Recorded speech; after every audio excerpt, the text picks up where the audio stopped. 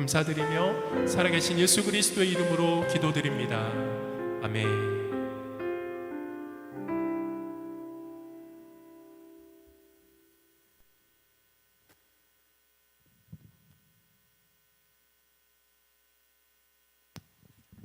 오늘 하나님의 말씀은 로마서 1장 18절부터 24절까지 말씀입니다. 로마서 1장 18절부터 32절까지인데요. 함께 읽을 말씀은 18절부터 25절까지 같이 함께 보도록 하겠습니다. 18절부터 25절까지 말씀입니다. 오늘은 제가 봉독하겠습니다. 18절입니다. 하나님의 진노가 불의로 진리를 막는 사람들의 모든 경건하지 않음과 불의에 대하여 하늘로부터 나타나나니 이는 하나님을 알만한 것이 그들 속에 보임이라. 하나님께서 이를 그들에게 보이셨느니라. 창세로부터 그의 보이지 아니하는 것들 곧 그의 영원하신 능력과 신성이 그가 만드신 만물에 분명히 보여 알려졌나니 그러므로 그들이 핑계하지 못할지니라. 하나님을 알되 하나님을 영화롭게도 아니하며 감사하지도 아니하고 오히려 그 생각이 허망하여지며 미련한 마음이 어두워졌나니 스스로 지혜 있다 하나 어리석게 되어 썩어지지 아니하는 하나님의 영광을 썩어질 사람과 새와 짐승과 기어다니는 동물의 모양의 우상으로 바꾸었느니라. 그러므로 하나님께서 그들을 마음의 정욕대로 더러움에 내버려 두사 그들의 몸을 서로 욕되게 하게 하셨으니 이는 그들이 하나님의 진리를 거짓 것으로 바꾸어 피조물을 조물주보다 더 경배하고 섬김이라. 주는 곧 영원히 찬송할 이시로다. 아멘.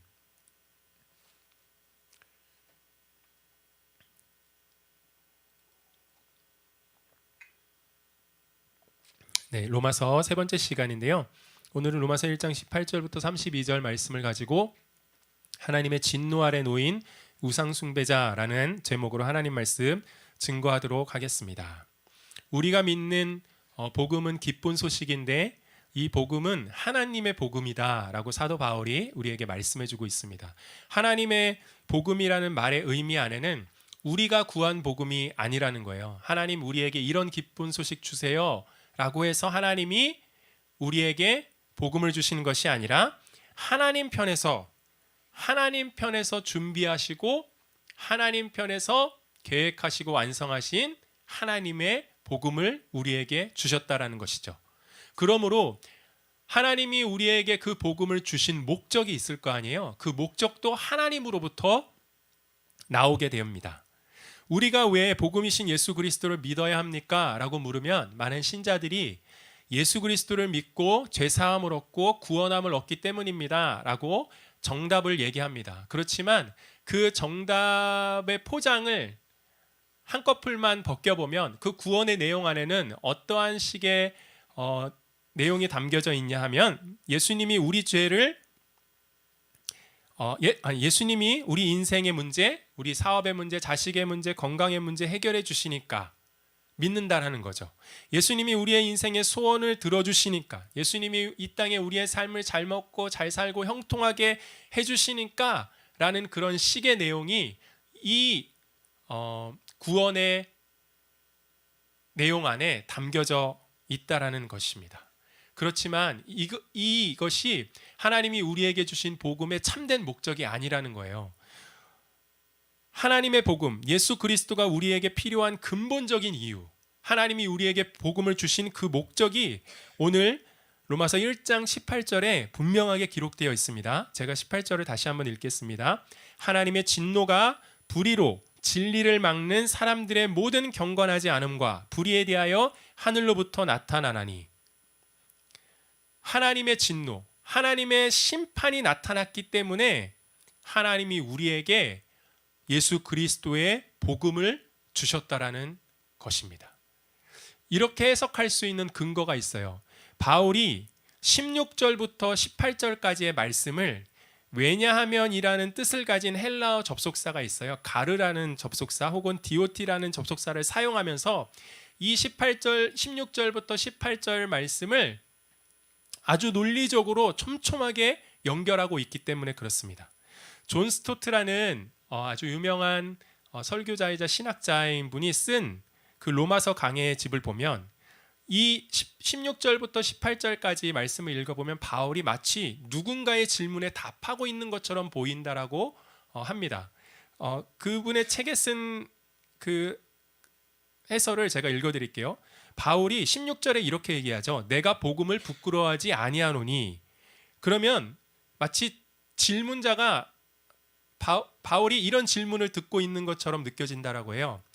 왜 부끄러워하지 않나요? 그러면 내가 복음을 부끄러워하지 않으니 다음에 우리말 성경에는 이 복음은 이라고 나와 있는데 그 사이에 왜냐하면이라는 헬라어 접속사가 생략돼 있어요. 왜냐하면 이 복음은 모든 믿는 자에게 구원을 주시는 하나님의 능력이 때문입니다. 그럼 질문자가 또 이렇게 물어보는 것 같다라는 거예요. 어떻게 그렇습니까? 그럼 바울이 또 왜냐하면 17절에 말씀해 보면 복음에는 하나님의 의가 나타나서 이렇게 기록되어 있잖아요. 근데 그 앞에 왜냐하면이라는 접속사가 있어요. 헬라어 성경에 보면 왜냐하면 복음에는 하나님의 의가 나타나 복음을 믿는 죄인들을 의롭게 하시기 때문입니다. 질문자가 또 이렇게 물어봐요. 하지만 죄인들이 왜 의롭게 되는 것이 필요합니까? 18절 말씀을 보면 여기에도 또 왜냐하면이라는 접속사가 있거든요. 왜냐하면 하나님의 진노가 불의로 진리를 막는 사람들의 모든 경건하지 않음과 불의에 대하여 하늘로부터 나타나기 때문입니다. 이렇게 16절과 18절이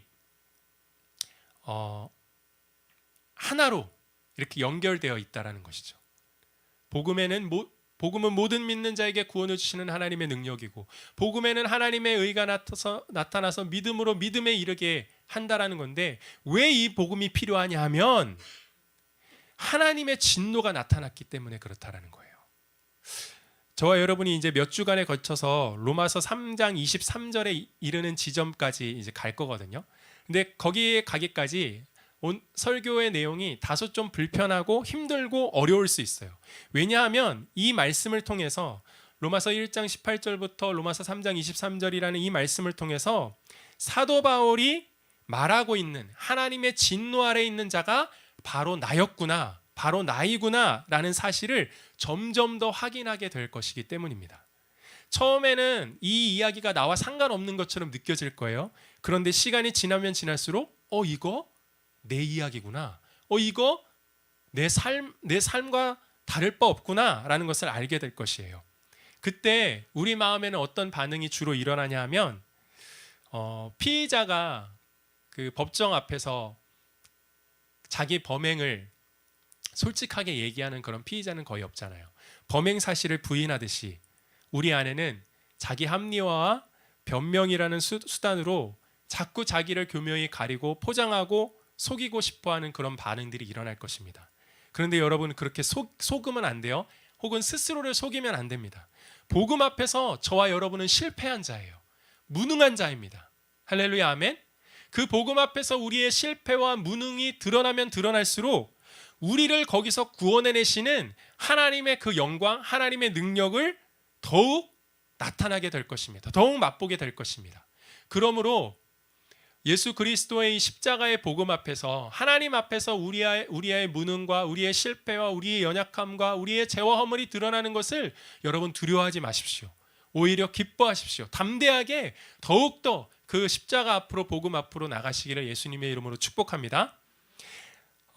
먼저 오늘 말씀에서 우상 숭배자의 모습을 우리가 발견할 수 있는데요. 하나님의 진노 아래 있는 자가 누구냐 하면 불의로 진리를 막는 사람들의 모든 경건하지 않음과 불의에 대하여 나타난다고 그랬어요. 그죠? 그러면 과연 이 경건하지 않음과 불의한 자들이 누구인가?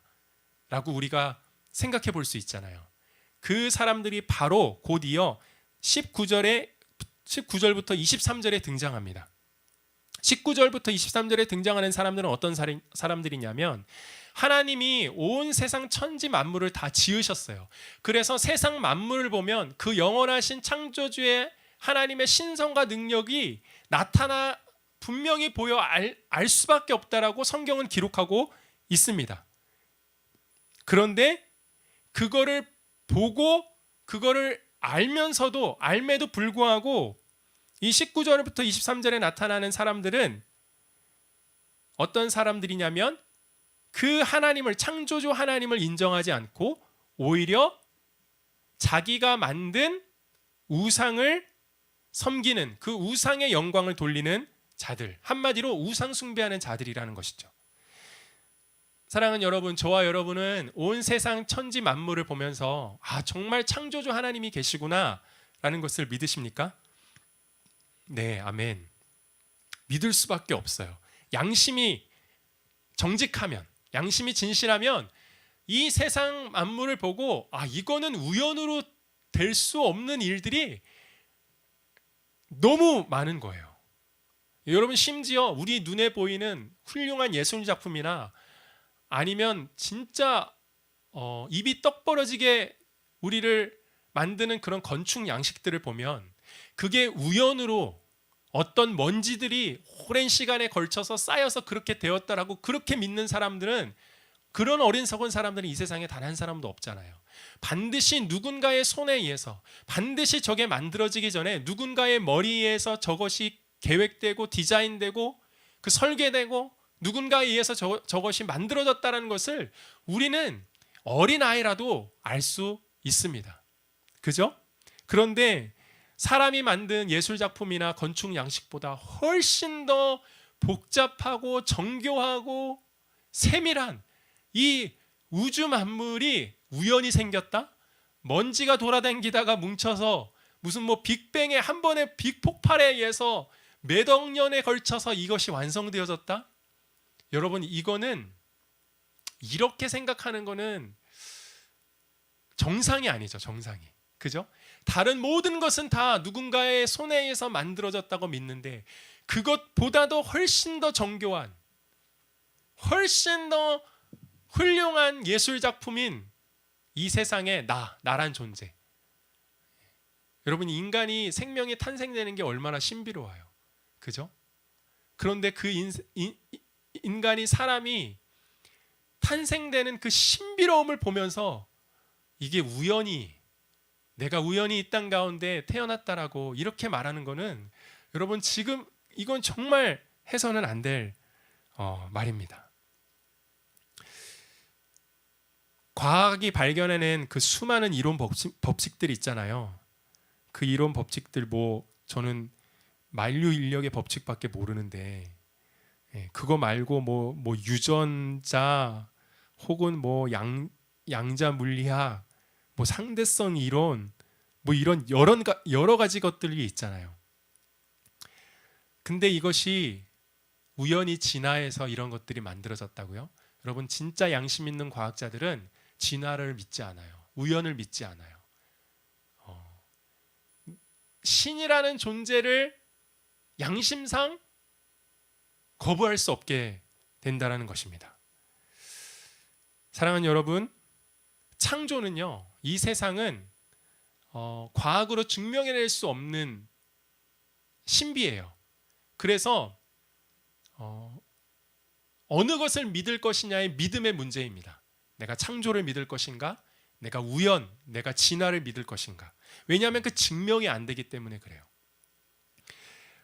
그런데 오늘 말씀해 보면 하나님이 창조하심이 눈에 보임에도, 분명히 알려졌음에도 불구하고 하나님을 인정하지 않는 사람들이 자기 손으로 만든, 자기 눈에 보이는 우상을 만들고 그것을 섬기고 그것을 사랑하고 그것에 영광을 돌립니다. 하나님이 없다고 했으면 여러분, 신을 만들면 안 되잖아요. 그냥 신 없이 살면 되잖아요. 그런데 가짜 신, 하나님을 대체하는 모조품, 우상을 만들어 놓고 그것을 믿고 의지하고 그것을 경배한다는 것이죠. 이런 우상을 만드는 짓은 이 세상 피조물 중에 오직 사람, 인간만이 합니다. 사람과 가장 비슷한 침팬치, 고릴라 있다고 하는데, 동물원에 있는 침팬치가 여러분 돌 쌓아다 놓고 거기서 떼거지로 모여가지고 이렇게 기도하는 그런 원숭이, 그런 침팬치 단 한 번도 보지 못했을 거예요. 동물에는 영혼을 사모하는 마음이 없어요. 죽음 이후에 내가 죽은 다음에 어떻게 될지에 대한 그 영혼을 사모하는 죽음 이후를 생각하지 않아요. 동물들은 본능만 채워지면 거기에 만족해요. 그런데 사람은 본능 그 이상을 항상 꿈꾸고 생각하죠.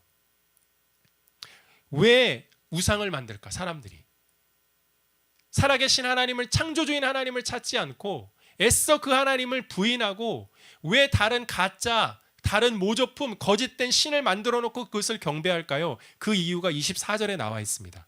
24절 제가 읽을게요. 23절부터 읽을게요.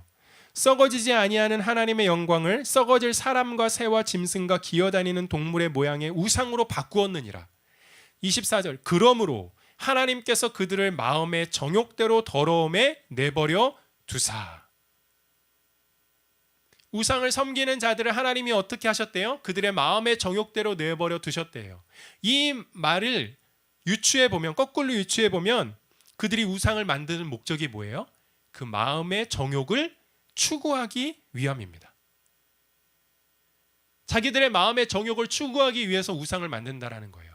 그렇다면 마음의 정욕을 추구한다라는 말의 의미가 여러분 무엇일까요?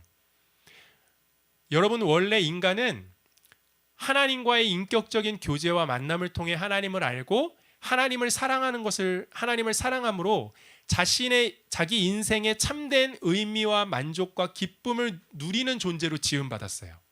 그러니까 하나님을 만나고 하나님을 알고 하나님을 사랑하는 것을 통해서 내 인생의 참된 의미와 만족과 기쁨을 누리는 존재로 지음받았다라는 것이죠. 그런데 그리고 하나님은 그런 인간들을 통해서 하나님의 그 충만한 영광을 온 세상에 나타내기를 원하셨어요. 그리고 온 세상이 그 하나님의 영광으로, 하나님의 영광을 나타내는 그 인간을 통해서 하나님의 영광으로 충만케 하기를 원하셨어요. 그런데 아담과 하와가 사단의 유혹을 받아 자기의 마음을 팔아요. 그리고 자기 스스로 하나님 되기로 결정합니다. 자기 스스로 하나님 되기로 결정했다는 이 말은 자기 마음과 삶의 중심에 원래는 하나님을 모셔두고 살았는데 그 자기 삶의 마음의 중심에 모셔두었던 하나님을 버리고 하나님을 거부하고 자기 자신을 두었다라는 거예요. 이해가 되시죠? 그때부터 인간은 하나님을 사랑하지 않고 누구를 사랑해요? 자기 자신을 사랑하기 시작했습니다. 하나님을 두지 않을 뿐만 아니라 하나님을 미워하고 증오했죠. 그러니까 인생의 참된 의미와 만족과 기쁨을 얻기 위해서 이제는 어떻게 살아갈까요? 오로지 하나님이 없는 상태잖아요. 하나님이 없고 자기가 있으니까 자기가 원하는 것만을 추구하기 시작해요. 그러니까 즉 자아가 원하는 것, 그것이 인생의 목적이 되어 살아갑니다. 여러분, 하나님 없는 상태인 나란 자아가 원하는 것, 그 자체가 목적이 될 때 그것이 곧 정욕이라고 해요. 이해가 되시나요? 원래 우리의 인생의 목적은 하나님을 만나고 하나님을 알고 하나님을 사랑하고 하나님께 영광 돌리고 하나님을 영화롭게 하는 것, 그것이 우리의 인생의 목적이었어요.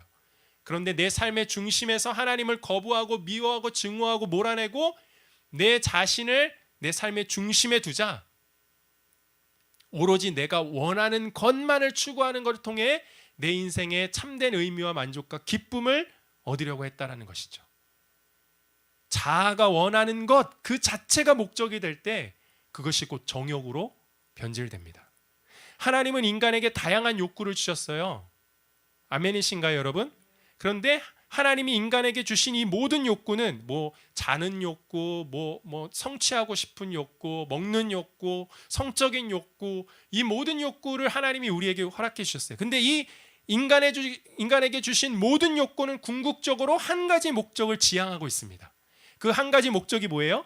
고린도전서 10장 31절에 보면 그런즉 너희가 무엇을 먹든지 마시든지 무엇을 하든지 다 하나님의 영광을 위하여 하라 라고 기록되어 있듯이 그 목적의 궁극적인 목적은 하나님의 영광을 나타내는 것이었어요.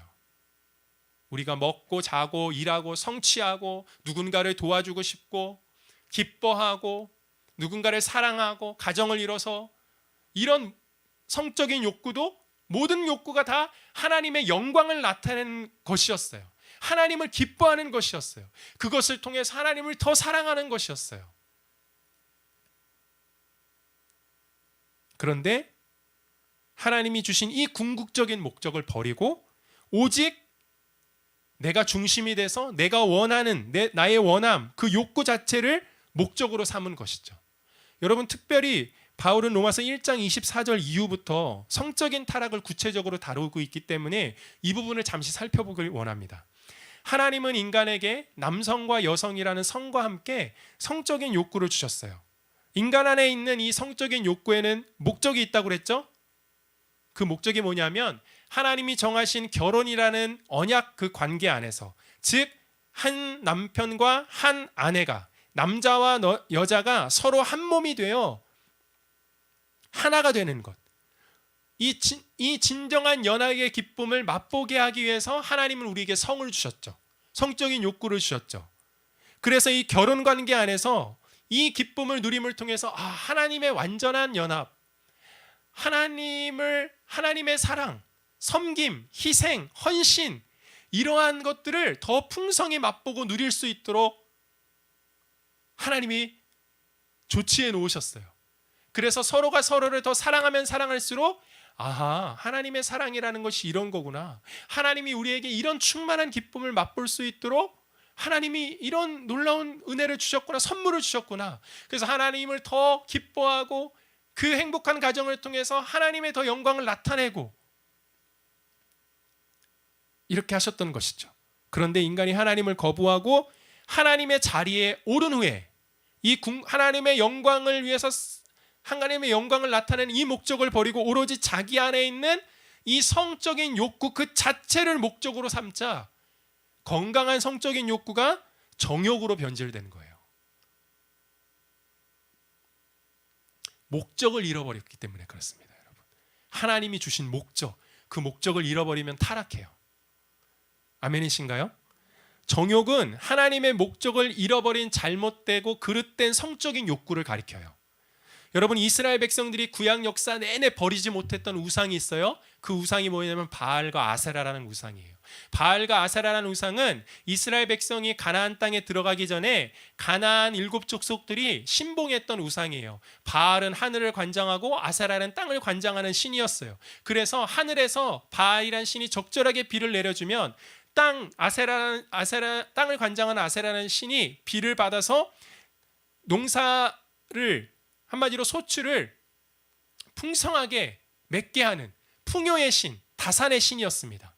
그들이, 이방 민족들이 이 바알과 아세라는 신을 어떻게 섬겼는지 아세요?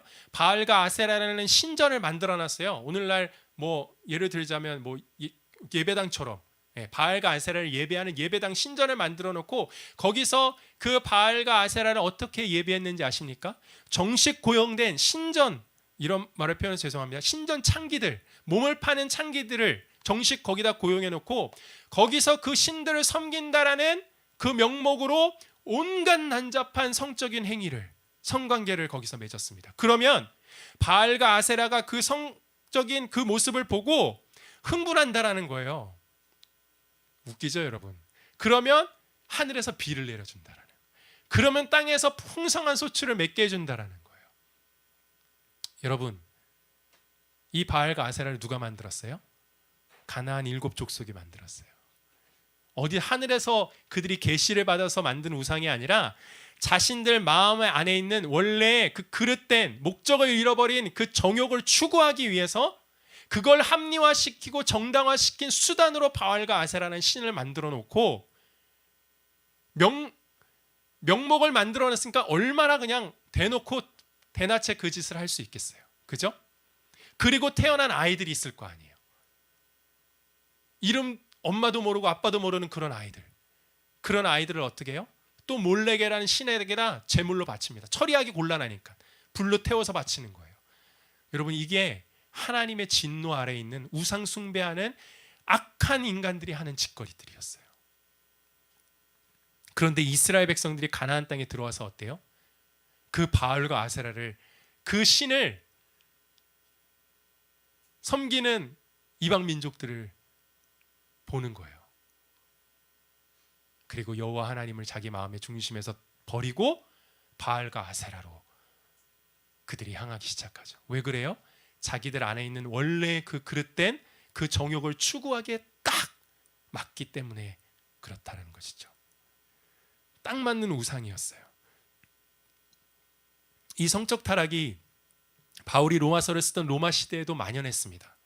로마는 당시 세계 정치, 경제, 사회, 문화 모든 면에서 가장 뛰어남을 자랑하던 제국이었어요.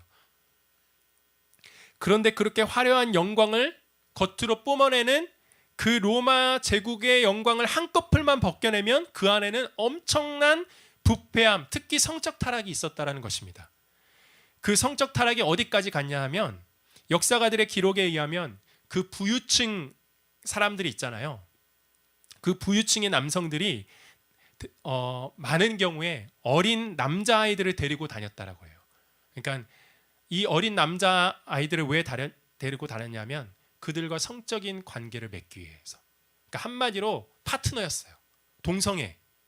로마 황제 또 15명이 있는데 14명이 거의 다 동성애를 즐겼다라고 합니다. 어떤 분들은 이렇게 말해요. 오늘날 바울이 말하는 이 동성애는 말 그대로 무분별한, 그냥 그 성관계를 무분별하게 하는 그런 사람들을 가리키는 것이지, 오늘날 동성애가 말하는 그런 건 아니다. 뭐 나면서부터 나는 어떤 여성의 남자인데 여성의 어떤 그런 취향이 더 있고, 난 남자로 태어났지만 난 여성의 취향이 더 있어. 난 여자로 태어났지만 남자의 취향이 더 있어. 난 남자지만 여자보다 남자를 더 좋아해. 성적인 취향이 있어. 이런 동성애가 아니라 말 그대로 무분별한, 남자와 여자 사이의 관계에서도 무분별한 성적인 관계가 있듯이 이러한 무분별한 성적인 타락을 얘기하는 것이지, 오늘날 시대가 얘기하고 있는 그런 것과는 다르다. 그래서 보편적으로 적용하면 안 된다라고 얘기하고 있습니다. 그렇지만 저는 생각이 달라요. 왜냐하면 왜 그런지 아세요? 여러분, 지금 바울이 말하는 이 동성애라는 성적 타락의 출발점이 어디서부터냐, 이 뿌리가 어디서부터냐를 살펴보면 알 수 있어요. 이 뿌리가 어디에서부터예요? 19절부터 자기 마음 중심에서 하나님을 인정하지 않고 자기가 하나님이 되어 오직 자아가 원하는 것만을 추구하는 것을 통해 인생의 의미와 만족과 기쁨을 얻기 위해 우상 숭배하는 것에서부터 출발하고 있어요, 여러분. 맞죠? 그냥 동성애가 나온 게 아니라, 그냥 성적인 무분별함이 나온 것이 아니라 하나님을 마음 중심에서 몰아내고 자기가 하나님이 되어 내가 원하는 것만을 추구하는 이 우상, 자아라는 우상을 숭배하는 것에부터 출발하고 있다라는 것입니다. 사랑하는 여러분, 저와 여러분도 하나님을 알고 하나님을 사랑하는 것을 통해 내 인생에 참된 의미와 만족과 기쁨을 얻으려 하지 않는다라면 저와 여러분도 똑같은 우상 숭배자예요. 내가 원하는 것을 추구하는 것을 통해서, 내가 원하는 것을 얻고 이루는 것을 통해서만 내 인생에 참된 의미와 만족과 기쁨을 얻으려 하고 있다라면 저와 여러분은 오늘 로마서 1장에 나오는 우상 숭배자와 조금도 다를 바 없다라는 것입니다. 그러니까 하나님을 입으로 믿는다라고 말은 하지만 하나님이 아닌 나란 우상이 내 삶의 중심이 있으면 어떤 일이 벌어져요? 하나님의 뜻보다 나의 뜻이 내 삶의 중심에 있고, 하나님의 생각보다 내 생각이 더 중심에 있어요. 하나님의 원함보다 나의 원함, 하나님의 기뻐하심보다 나의 만족과 유익이 내 삶의 더 중심에 있게 된다라는 것이죠. 오늘날 현대 시대에 사람들이 어떻게 자기라는 우상을 섬기는 삶을 사는지 보여주는 아주 좋은 예가 있어요.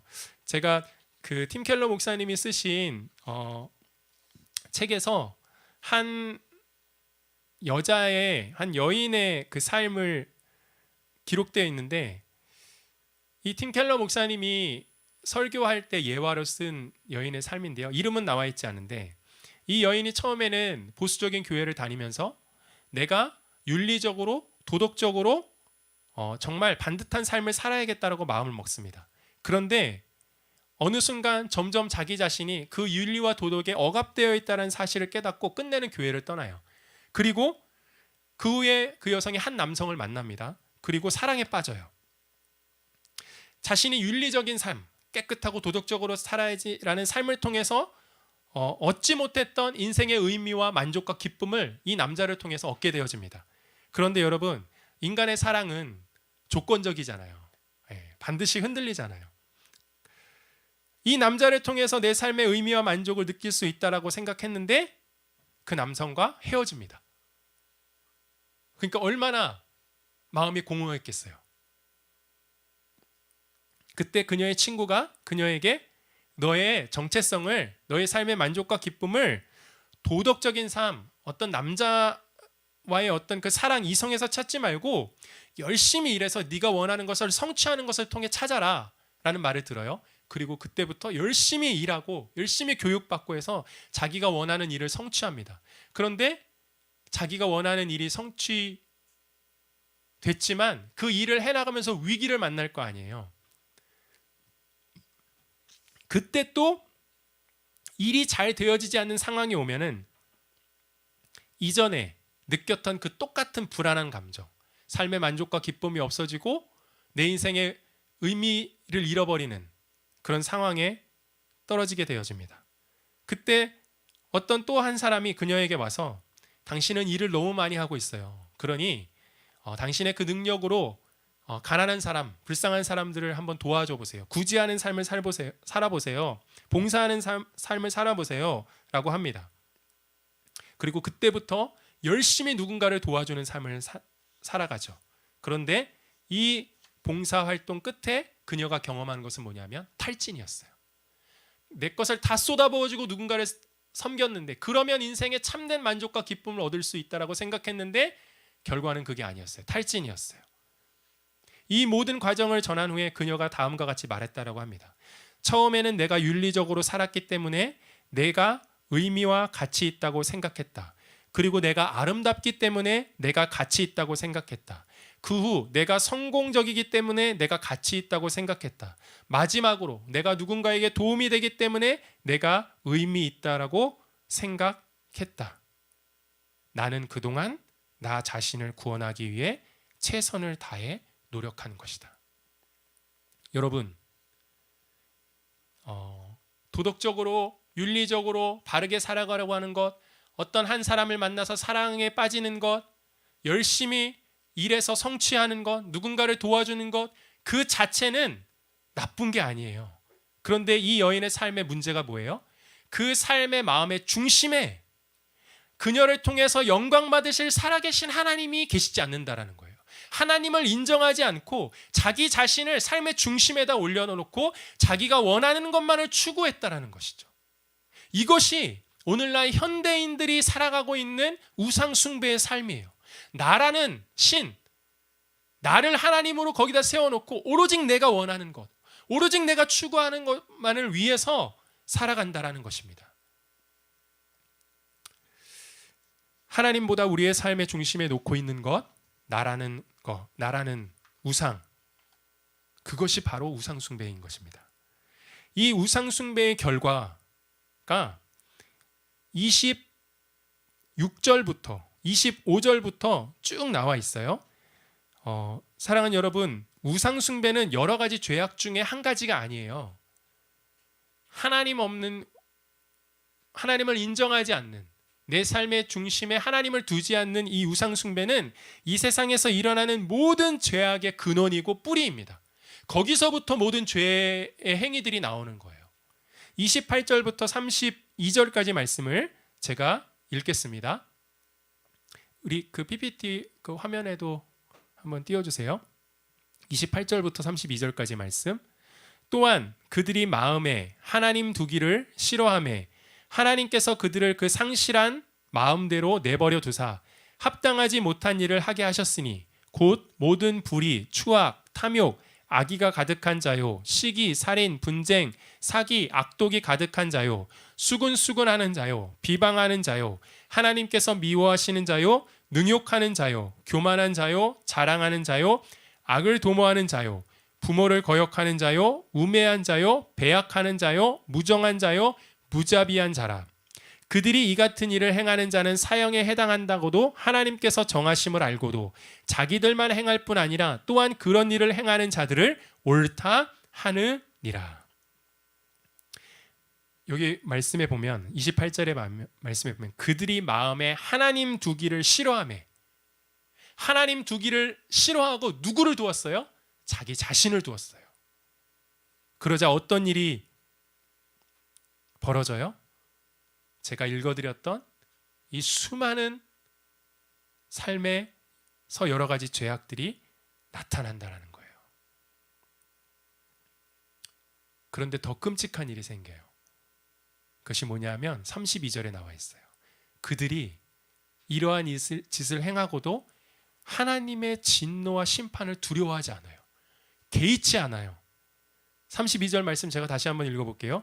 그들이 이 같은 일을 행하는 자는 사형에 해당한다고도 하나님께서 정하심을 알고도 자기들만 행할 뿐 아니라 또한 그런 일을 행하는 자들을 옳다 하느니라. 사람에게는 양심이 있거든요. 그런데 계속해서 하나님을 내 마음의 중심에 두지 않고 내가 중심이 돼서 내가 원하는 것만을 추구하며 나아갈 때 양심이 소리를 질러요. 그렇게 하면 안 돼. 그 길로 가면 안 돼. 그런데 그 양심을 여러 가지 수단과 방법과 변명으로 무마시키면서 계속 행위를 하면 어느 순간 양심의 소리를 듣지를 못해요. 그리고 어떻게 바뀌냐면 내가 하는 행위가 옳다라는 것을 더 적극적으로 변명하고 증명해내려고 합니다.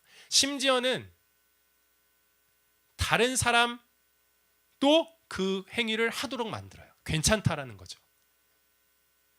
그 마음에는 하나님의 진노와 심판을 전혀 개의치 않고 두려워하지 않는다는 데 있습니다. 하나님을 떠나 이 자아라는 우상을 섬기고 있는 이 시대의 현대인들의 마음 안에는 하나님의 진노와 심판을 우습게 생각해요. 개의치 않습니다. 전혀 두려움이 없습니다. 대신에 이상하죠? 하나님을 두려워하지 않고 하나님의 진노와 심판을 두려워하지 않고 뭘 두려워하는지 아세요? 세상의 기준, 내 앞에 있는 사람들의 시선과 평가, 이런 것을 두려워합니다. 그러나 복음을 믿고 거듭난 영혼 안에는 여러분 어떤 마음이 있냐면 하나님의 이 진노와 심판의 말씀에 대한 두려운 마음이 있어요. 이 말씀을 두렵고 떨리는 마음으로 받아요. 그리고 믿음으로 반응합니다. 이 믿음으로 반응하면 우리의 영혼은 눈에 보이는 사람의 시선과 평가보다 눈에 보이지 않는 하나님의 시선과 평가를 더 의식하며 살아가게 되어집니다. 저와 여러분은 사람들의 시선과 평가보다 보이진 않지만 반드시 죄를 심판하시는 하나님의 이 시선을, 이 하나님의 이 평가를 더 두려워하시기를 예수님의 이름으로 축복합니다. 네. 그래야만 해요. 그래야 우리의 삶이 복된 길로 갈 수 있어요. 하나님의 복을 경험할 수 있어요. 이것 없이 복만 달라고요? 기독교의 복음에는 그런 복은 없어요.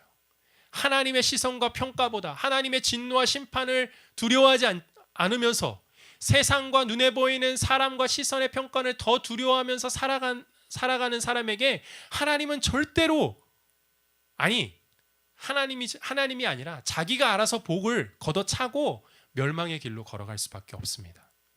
여러분, 우리가 먹는 음식을 먹을 때도 편식을 하면 어떻게 되어져요? 영양분이 골고루 우리의 몸 안에 섭취되지 않아서 몸의 밸런스가 깨지고 건강을 잃어버리게 되어지잖아요. 예수님을 믿는 신자들도 마찬가지입니다. 영적인 건강도 마찬가지예요. 삶의 목적과 기준이 되는 이 하나님의 말씀을 골고루 읽으셔야 돼요. 내 입맛에 맞는, 내가 듣고 싶어하는 말씀만 골라서 들으면 여러분, 그게 바로 말씀을 편식하는 거예요. 그러면 그 안에는 어떤 현상이 일어나냐면 하나님의 진노와 심판에 대한 말씀은 듣기 싫은 거예요. 그리고 그것을 듣지 않기 때문에 하나님의 진노와 심판에 대해서 무감각해져요. 개의치 않아요. 두려워하지 않아요.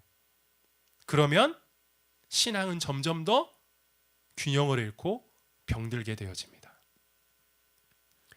여러분, 반드시 기억하셔야 돼요. 성경에는 죄에 대한 하나님의 무서운 진노와 심판에 관한 말씀이 정말 많이 기록되어 있습니다. 그리고 이 하나님의 진노와 심판을 피할 길은 없어요. 저와 여러분은 다 나라는 자아를, 우상을 섬기는 우상 숭배자예요. 그렇기 때문에 피할 길은 없어요. 유일한 피할 길이 있다면 우리를 대신해서 십자가에 달려 하나님의 진노와 심판을 받아 처절하게 버림받으신 그 예수님을 믿는 길밖에는 없습니다. 십자가에 매달린 예수님 위에 쏟아진 그 십자가를 바라보면서 여러분, 복부터 생각하시면 안 돼요. 내 병 고치는 거, 물론 좋은 일이죠. 내 인생의 문제 해결되고 소원이 응답되는 그것만 생각나면 안 됩니다. 십자가를 바라보시면서 가장 먼저 무엇이 생각나셔야 하냐면 하나님의 진노와 심판이 그 예수 그리스도의 머리 위에 쏟아지는 것을 먼저 생각하셔야 돼요. 그 하나님의 진노를 믿으면 믿을수록 그 예수님을 통해서, 나를 대신해서 진노를 받은 예수님을 통해서 내 삶에 하나님이 그 완전한 사랑, 완전한 복을 주길 원하시는구나 라는 사실을 더 확신할 수 있게 되어진다는 것입니다. 아멘인가요, 여러분? 그래서 로마서 1장 18절부터 3장 23절부터 누가, 어떤 사람이 불의로 진리를 막는 사람이고 모든 경건하지 않음과 불의를 행하는 자인지, 하나님의 진노를 받을 수밖에 없는 자인지를 이렇게 자세하게 기록하고 있습니다. 이 말씀 앞에서 그 누구도 피해 나갈 수 없어요.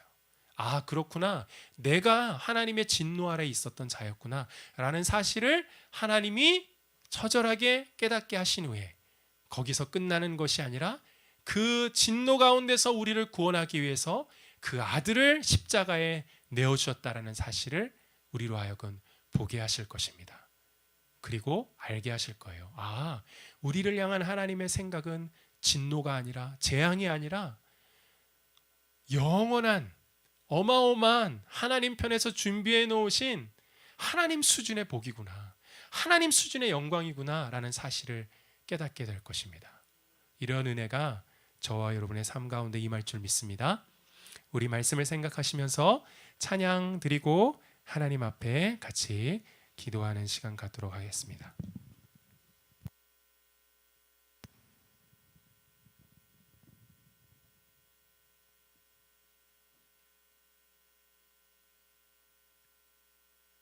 우리 은혜로다라는 찬양 하나님 앞에 같이 올려드리도록 하겠습니다.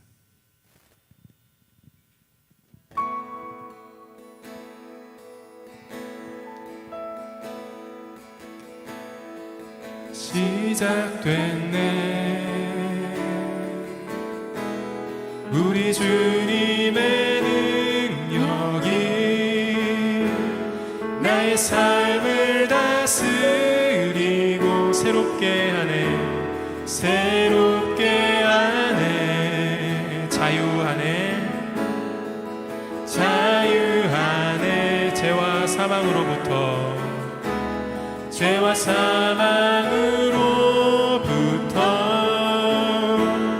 나의 삶은 변하구나.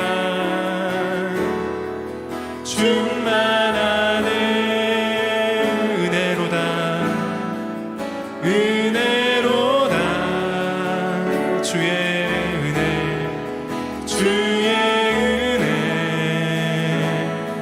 한량없는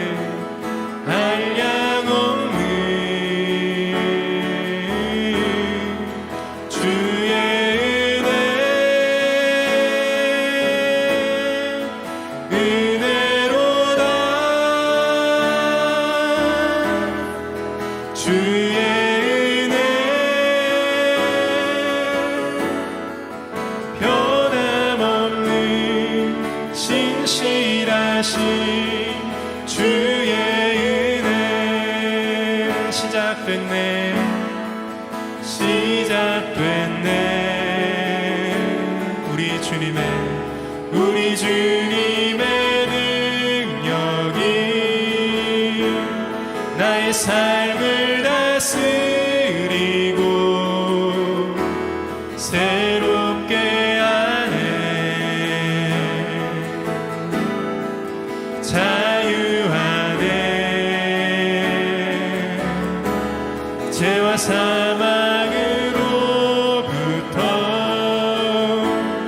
나의 삶은 변하고 나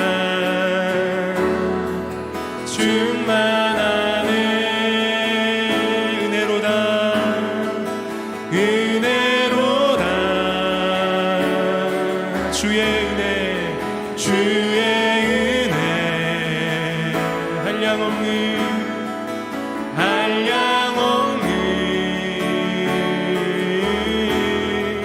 주의 은혜, 은혜로다.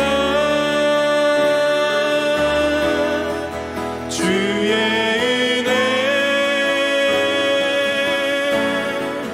변함없는 신실하신 주의 은혜, 은혜로다. 주의 은혜, 은혜로다. 주의 은혜, 한량없는 주의 은혜, 은혜로다. 주의 은혜, 변함없는 신실하신 주의 은혜. 오늘 우리가 이 시간에 기도할 때는 하나님 앞에 솔직히 우리의 죄를 고백했으면 좋겠습니다. 어떠한 죄냐 하면은 경건하지 않음이에요. 이 경건하지 않음이 영어로 가든리스예요. 하나님 없는 상태, 하나님을 인정하지 않는 상태. 우리의 마음 가운데 얼마나 하나님이 아닌 내가 왕이 돼서 내가 원하는 것만을 추구하면서 살아왔는지, 그것을 목적으로 살아왔는지. 그렇지만 여러분, 아까 말씀드렸잖아요. 그것 자체가 목적이 되면 반드시 정욕이 되어진다. 그것 자체가 목적이 되면 그것을 통해서 여러 가지 죄악의 열매들이 내 삶 가운데 맺혀질 수밖에 없어요. 그러면 점점 우리의 삶은 하나님의 심판과 진노를 우습게 여기죠. 하나님, 내가 우상 숭배자였습니다. 내가 나 자아를 숭배하는 자였습니다. 하나님의 진노 아래에 있는 자였습니다. 그럼에도 불구하고 내가 하나님의 심판을 두려워하지 않았습니다. 하나님의 시선과 평가보다 사람의 시선과 평가를 더 두려워하는 자였습니다. 하나님, 이 자리에서 우리를 돌이켜 세워주시옵소서. 말씀을 통하여, 하나님 이 로마서의 말씀을 통하여 저의 잠들어져 있던 영혼이 다시 깨어나기를 원합니다. 하나님이 죄에 대해서 얼마나 무섭게 진노하시고 심판하시는 분이신지 우리가 알기를 원합니다. 주님 도와주시옵소서. 성령님 역사하여 주시옵소서. 우리 통성으로 하나님 앞에 회개하며 나가도록 하겠습니다. 살아계신 하나님 아버지, 우리를 말씀 앞에 세워주시는 주님 고맙고 감사합니다. 우리를 때로는 위로하고 때로는 우리 가운데 소망을 주시는 말씀도 있지만, 하나님 때로는 도전하고 때로는 경고하고 우리의 심령에 죽어있던 마음을 흔들어 깨우는 이런 하나님의 심판의 메시지, 하나님의 진노의 메시지를 들려주심에 감사합니다. 하나님의 진노와 심판, 그것이 결론이 아니라 거기서부터 우리를 구원해내기를 원하시는, 결국에는 하나님의 그 사랑으로 우리를 초대하길 원하시는 그 하나님의 마음이 담겨져 있다는 사실 우리가 잊지 않고 이 말씀 앞에 서게 하시옵소서. 이 말씀을 믿음으로 받아들이게 하여 주시옵소서. 하나님, 제가 오늘 로마서의 말씀에 나와 있는 우상 숭배자와 똑같았습니다. 하나님을 인정하지 아니하고 내 자신을 하나님의 자리에다 올려다 놓고 내 삶의 중심에 내가 원하는 것만을 추구하며 그것을 목적으로만 살아왔습니다. 하나님, 그것이 내 삶의 참된 의미와 만족과 기쁨이 될 줄 알고 하나님, 그것만을 추구하면서 살아왔던 자였음을 고백하며 나아갑니다. 그렇지만 하나님이 없는 마음의 상태에서 그 어떤 것도 진정한 만족과 기쁨을 줄 수 없음을 고백하며 나아갑니다. 공허하고 허무하고 수치와 부끄러움과 그 마음 가운데 불안함과 두려움만을 더 가져다 줄 뿐입니다. 하나님을 내 마음 가운데 중심에 모셔드리기를 간절히 소원하고 기도드립니다. 하나님, 내 마음의 왕 되시고 내 마음의 중심에 하나님이 계실 때 우리의 삶의 어떠한 상황과 형편과 어떠한 조건이 찾아온다 할지라도 주님, 결코 우리의 인생 가운데 두셨던 하나님의 영광을 나타낼 자로 우리를 세우시기 때문에 우리가 잃어버리지 않습니다. 우리의 인생의 만족과 기쁨을 잃어버릴 수가 없습니다. 살아계신 하나님이 계십니다. 내 삶을 통하여 주님의 영광 나타내게 하여 주시옵소서. 하나님이 우리를 그 부르신 목적대로 하나님을 즐거워하고 하나님을 영원롭게 해드리는 선한 일을 위하여 창조하셨다고 말씀하셨습니다. 오 주님, 우리의 삶을 당신의 영광을 위하여 창조하셨기에 주님의 영광을 나타내는 자로 주님 우리를 사용하여 주시고 우리를 세워 주시옵소서. 그렇게 영광스러운 주님의 존귀하고 복된 자녀 되어지기를 간절히 소원하고 기도드립니다. 하나님을 두려워하기 시작할 때에, 하나님을 진정으로 경외하기 시작할 때에 하나님, 세상과 사람을 두려워하지 아니하고 진정한 그 진리의 길로 하나님의 생명의 말씀 길로 담대하게 순종하며 나아갈 수 있음을 고백하며 나아갑니다. 오 주님, 하나님 경외하는 믿음의 자녀들 되게 하여 주시옵소서. 하나님을 두려워할 줄 아는 믿음에 선택하게 하여 주시옵소서. 십자가를 바라보게 하여 주시옵소서. 하나님, 죄에 대하여 진노하시고 심판하시는 하나님을 잃어버리지 않게 하여 주시옵소서. 요셉처럼 내가 어찌 하나님 앞에서 이 죄를 범하리까 라는 이 믿음의 고백을 우리의 삶의 자리 가운데서 행할 수 있는 믿음의 사람 될 수 있도록 하나님 인도하여 주시옵소서. 오 주님, 찬양합니다. 우리의 삶의 중심에 하나님을 모셔드리며 나아갑니다. 하나님 없는 삶, 가장 처절하고 가장 비참하고 어리석은 삶입니다. 하나님, 내 삶의 중심, 하나님 내 삶, 예수 그리스도 내 삶의 중심이요 왕이심을 고백하며 나아갑니다. 주님, 도와주시고 함께하여 주시옵소서. 아버지, 하나님이 우리에게 예수 그리스도라는 복음을 주신 이유는 하나님을 떠난 죄인들이 그 마음에 하나님을 두기 싫어하고 자기 자아라는 우상을 두고 하나님의 목적을 버리고 정욕을 추구하면서 살았기 때문입니다. 그 길 끝에는 죄를 반드시 심판하시는 하나님의 진노와 하나님의 무서운 심판 아래에 있기 때문입니다. 그래서 우리를 그 하나님의 진노와 심판으로부터 구원해주기 위해서 복음을 주셨습니다. 복음은 모든 믿는 자들에게 이 구원을 주시는 하나님의 능력이 됩니다. 그리고 죄인들을, 의롭지 못한 죄인들을 예수 그리스도를 통하여 의롭다 하시는 놀라운 하나님의 의가 복음 안에 있습니다. 예수님을 믿으면 이 진노와 저주로부터 구원함을 얻습니다. 그리고 진짜 복된 인생의 참된 목적, 하나님의 영광을 위해서 내가 지음받았구나, 나는 진짜 영광스럽고 복된 존귀한 자녀구나, 하나님이 이렇게 나를 사랑하시는구나 라는 사실을 깨닫고 세상과 사람을 두려워하지 아니하고 살아계신 하나님을 두려워하고 경외함으로 하나님의 그 복된 진리 앞에 순종하며 삶을 살 수 있습니다. 하나님, 이 놀라운 구원을 베풀어 주시옵소서. 로마서 말씀을 통하여 우리가 계속해서 이 하나님, 죄에 대하여 심판하시는 하나님을 묵상하기를 원합니다. 그리고 그 어떠한 인간의 노력과 어떠한 인간의 의로운 행위로도 이 하나님의 진노로부터 스스로 벗어날 수 없는 죄